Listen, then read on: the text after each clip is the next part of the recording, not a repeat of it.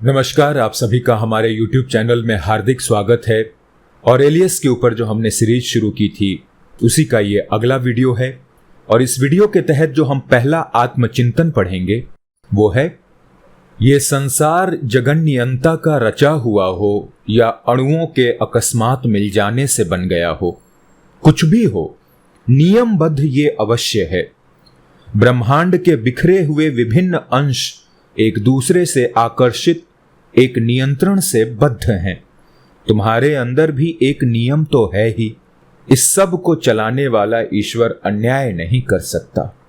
अगला आत्मचिंतन, तुम्हारे अंदर कितने बुरे विचार, कितनी बुरी भावनाएं भरी पड़ी हैं, कितना भय, कितनी निर्दयता, कितनी पाशविकता, कितनी क्रूरता, कितना आलस्य, कितना लोभ और कितनी कृपणता है।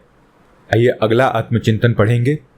परदेसी आदमी जहां जाता है वहां की बातें उसे मालूम नहीं होती। जो व्यक्ति दुनिया के कानूनों को नहीं मानता, समझता नहीं, वो दुनिया के लिए पराया माना जाएगा। ज्ञान रूपी आंखों का जो उपयोग नहीं करता वो अंधा नहीं तो और क्या है। खुद स्वावलंबन को छोड़कर जो दूसरों के भरोसे रहता है वो दीन भिखारी नहीं तो और क्या है। जिन मूल कारणों से हम सब उत्पन्न हुए हैं वे ही हमारे कार्यों के तथा यहाँ की घटनाओं के भी कारण होते हैं।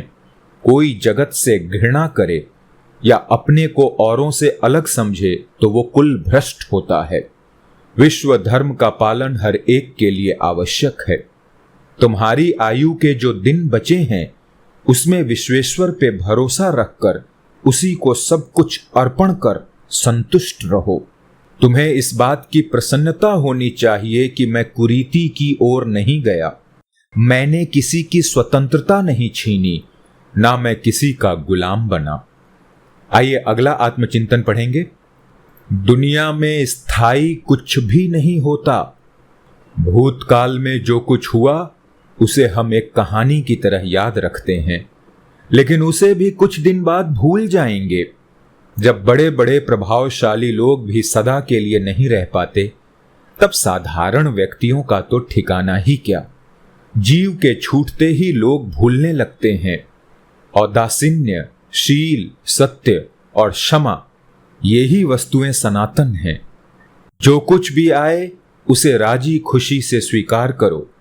अगला आत्मचिंतन पढ़ेंगे। दुनिया की ये सभी चीजें क्यों पैदा होती हैं, क्यों चली जाती हैं, फिर दूसरे रूप में क्यों दिखाई देती हैं, इस बात पर विचार करो, अध्ययन करो। बिखरी हुई वस्तुओं से नई नई चीजों को बनाते रहना ये प्रकृति का सनातन नियम रहा है।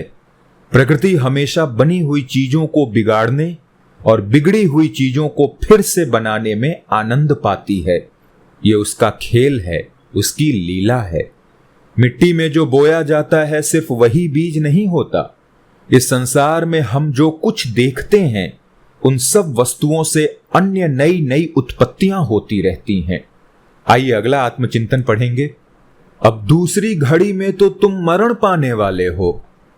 अपने हृदय को तुम अब भी साफ नहीं कर पाए। तुमने शांत रहना नहीं सीखा। कष्ट और दुख से तुम्हारा डर छूटा नहीं। अभी तक ये नहीं जान पाए कि उदासीनता ही सुख का मार्ग है। ये समझने का प्रयत्न करो कि ज्ञानी जन किस वस्तु के लिए प्रयत्नशील हैं और किन चीजों से दूर रहते हैं। आइए अगला आत्मचिंतन पढ़ेंगे। ये संसार मानो एक वृहद शरीर है, वृहदात्मा है। यहां के समस्त जीव उसी में आ जाते हैं। समष्टि से व्यक्ति पृथक नहीं है। बुने हुए वस्त्र के सूत की तरह सब चीजें एक दूसरे से ओत प्रोत हैं। एपिक्टेटस ने जैसा कहा है, इस जीवन में क्या रखा है, निर्जीव शव को आत्मा ढोती फिरती है। नश्वर शरीर के लिए कोई भी कष्ट वास्तव में कष्ट हो ही नहीं सकता। दुनिया क्या है, वेग से बहती हुई नदी के समान है वह। जो कुछ आंखों को दिखता है वो काल रूपी प्रवाह में बह जाने वाला है। जो दिखता था उसकी जगह हम दूसरा ही कुछ देखते हैं, बाद में वो भी प्रवाह के वेग में लीन हो जाता है। यहां नवीनता जैसी कोई वस्तु है ही नहीं। सब की सब चीजें देखी हुई हैं। ऋतु के अनुसार फूल और फल होते हैं। ऋतु के समाप्त होने पर वे नहीं रहते। ऐसे ही सब कुछ चलता रहता है। व्याधि, मरण, छल, कपट, द्रोह, सुख आदि सब इसी प्रकार के होते हैं। ज्ञानी इनसे प्रफुल्लित अथवा व्यथित नहीं होते। यदि कोई ज्योतिषी तुम्हें यह बताए कि तुम कल या परसों मर जाने वाले हो, तो तुम्हें कल और परसों में विशेष अंतर मालूम नहीं पड़ सकता। इसी तरह थोड़े दिन और कुछ वर्ष, इसमें भी विशेष अंतर नहीं है। कितने ही वैद्य ये वादा करके कि बीमारों को हम अच्छा कर देंगे, स्वयं पहले मर चुके हैं। अमरत्व के विषय में तर्क वितर्क करके कितने ही पंडित बेचारे खुद मृत्यु का सामना न कर सके। सैकड़ों को मारने के बाद हजारों सैनिक खुद मर मिट गए। कितने ही अहंकारी और अत्याचारी राजा समझते थे कि उनके निकट मृत्यु कभी फटक नहीं सकती। आज वे कहां हैं? उनकी वो उछल कूद समाप्त हो गई। उनका नामो निशान भी नहीं रहा।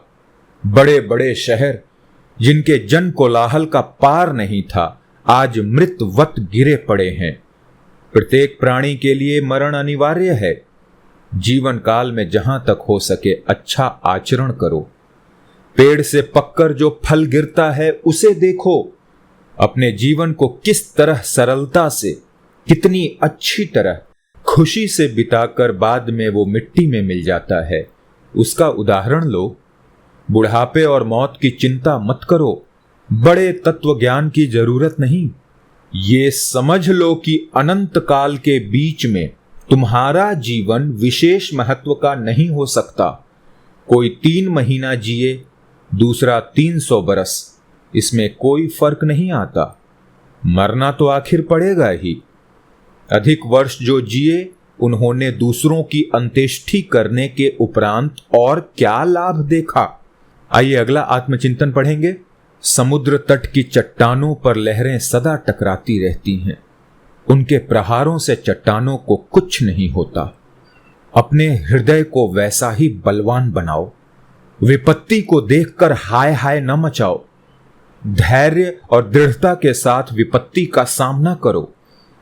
इस बात की खुशी मनाओ कि तुम्हारे अंदर दूसरों के मुकाबले अधिक निर्भयता और स्थिरता है। जीवन का ध्येय क्या है?